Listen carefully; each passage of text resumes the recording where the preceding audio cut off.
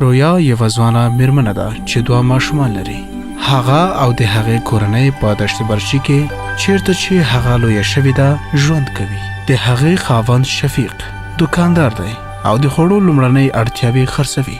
ګلدوزي د رویا خوښیږي. هغه په بېلابېلې دودیزې ګلدوزۍ کې په ځانګړې توګه خندارۍ او تارشمار ګلدوزۍ کې مهارت لري. د رویا خطرور آمنه جانه هم یوه ماهره ګلدوزه ده. آمنه په قرص دوزۍ کې مهارت لري خو کولی شي د ګلدوزۍ بېلابېل تولیدات جوړ کړي. آمنه د ډېرو سپارښتنو لاسته راوړنو لپاره نورې میرمنې ګماري او روزنه ورکوي او له دې کار سره غواړي د ټولنې ښځو ته مرسته وکړي. هغه باور لري چې ښایي یو ورځ د خپلې ترور په شان یوه پیاوړې سوداګري ولري. رویا خپل د خاوند شفیق سره خبرې کوي تر څو د آمنې جانې په شان د ګلدوزۍ سوداګري پیل کړي. شفیق د رویا په څیر یوې میرمنې په درلودو ویاړي. هغه پوهیږي چې خلک د هغې کار خوښوي. ولې یې سوداګري پیل کړه؟ د پیسو لاسته راوړلو لپاره تمرین او د مهارتونو لا پیاوړي کول، د ټولنې سره زیات پیژندګلوي، له نورو سره مرسته، د یوې سوداګرۍ د پیل لپاره اړین څیزونه څه دي؟ له نورو سره مرسته، کورنۍ، ملګري یا ټولنه، سازماني مهارتونه، انرژي، حوصله او عزم. رویا آمنې ته ځي تر څو د خپلې پریکړې په اړه د هغې سره خبرې وکړي. آمنه رویا ته وایي چې د یوې بریالۍ سوداګرۍ د پیل لپاره هغه باید پوه شي چې د هغې پیرودونکي څوک دي تر څو خپل تولیدات د پیرودونکو د نظر وړۍ بیې سره سم جوړ کړي. هغه باید د خپل پیرودونکو د پیل ځای په اړه هم پوه وي تر څو وکولی شي خپل تولیدات هلته خرڅ کړي. رویا تر اوسه په دې اړه داسې فکر نه و کړی. د دې لپاره چې ستاسو تولیدات د پیرودونکو د غوښتنې سره سم وي، هغوی وپېژنئ. آیا هغوی ځوانان دي که زاړه؟ نارینه دي که ښځینه؟ آیا هغوی لږ منځني یا ډېر عاید لري؟ هغوی غواړي کوم شی راونیسي؟ د یو تولید د پیل لپاره د هغوی لومړیتوبونه کوم دي؟ د یو تولید د رانیولو لپاره د هغوی دلیل څه دی؟ بله ورځ آمنه او رویا په کابل ښار کې بېلابېل بازارونو او دوکانونو ته ځي. لومړی هغوی سیمه ییز بازار ته ځي. هلته دوکانداران بېلابېل تولیدات خرڅوي لکه جامې او توکي. رویا ویني چې ډېری تولیدات ارزانه دي او ټیټ کیفیت لري چې د افغانستان د بهر څخه وارد شوي.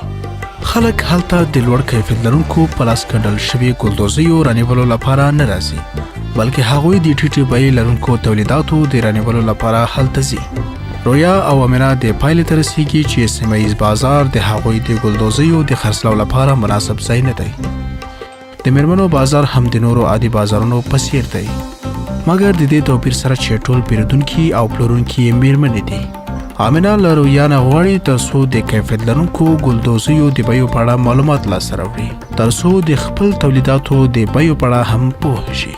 رویا او آمنه د کمیس او پرتوګ خرڅونې دکان ته ځي. هلته د رویا پام کیږي چې یو سړی د واده کمیس د ګنډلو فرماینه ورکوي. دوکاندار د ګلدوزیو د نمونو کتاب هغه ته ښیي او هغه د ګلدوزیو ډول د هغه له منځه ټاکي. رویا هیجانه ده. پیرودونکي هلته د ځانګړو مراسمو او د لیدو کتو لپاره د کیفیت لرونکو دودیزو جامو د اخیستلو لپاره راځي. آمنه له رویا نه غواړي تر څو د خلکو د خوښې وړ طرحو په اړه د دوکاندار څخه معلومات واخلي او د هغه نه غوښتنه وکړي چې آیا کولی شي خپل کاري نمونې هغه ته راوړي. دوکاندار د رویا د مهارتونو په اړه د اورېدو څخه خوشحاله کیږي او ډېرې لیوالتیا سره د هغې نه غواړي تر څو خپل د نوي او کیفیت لرونکو قنداري ګلدوزیو نمونې د هغه دوکان ته راوړي، ځکه چې د هغه پیرودونکي تل د ځانګړي مراسمو لپاره د کیفیت لرونکو دودیزو کمیس او پرتوګ په لټه کې دي. رویا د دې دوکان د پیدا کولو نه ډېره خوشحاله ده، ځکه چې د هغې تولیدات د دوکاندار د خوښې وړ شوي دي. د دوکانونو د لیدو څخه وروسته آمنه او رویا د چای څښلو لپاره یو بل سره کینی. رویا له آمنې نه مننه کوي چې هغه یې د بازار څارنې لپاره یوړه. آمنه له دې نه چې رویا ډېر زر دا سوداګري زده کوي ډېره حیرانه شوې ده. هغه رویا ته ګوري او پوښتنه کوي، ستا په اند ته غواړې کوم ډول ګلدوزۍ وګنډې؟ رویا د هغه ځای د ګلدوزیو تولیداتو په اړه فکر کوي. هغه فکر کوي چې کوم ډول یې ډېر نامتو دي او کوم یې هغه ښه ګنډلی شي. هغه وایي، زه کمیس او پرتوګ ګلدوزي کوم. ځکه چې هغه مې خسته دی او ډیری خلک غواړي چې ګلدوزي شوی کمیس او پرتوګ راونیسي. آمنه وایي رویا ستا سوداګري ستا په تولیداتو او د خلکو سره په اړیکو باندې تړاو لري. دا خلک مواد چمتو کوونکي، تولید کوونکي، پلورونکي، دکانداران او پیرودونکي دي. هر اړیکه د یوې ژمنې پر بنسټ جوړیږي. د مثال په توګه ژمنه کوي چې ټاکل شوی تولید، ټاکل شوی طرحه، ټاکل شوی کیفیت او اندازه به په یوه مشخصه نیټه د ټاکل شوی بیې سره ورته چمتو کړي. آمنه زیاتره څرګندونه کوي کله چې ټول خپل د ژمنو سره سم کار وکړي د ټولو غوښتنې پوره کیږي. په دې توګه بازار کې ستا اعتماد ډیریږي چې د لا زیاتو پرماینو او ستا د سوداګرۍ د ودې لامل ګرځي. مګر که یو څوک خپل ژمنه په پام کې ونه نیسي، اعتماد له منځه ځي او ستاسو سوداګرۍ به تاوان وکړي.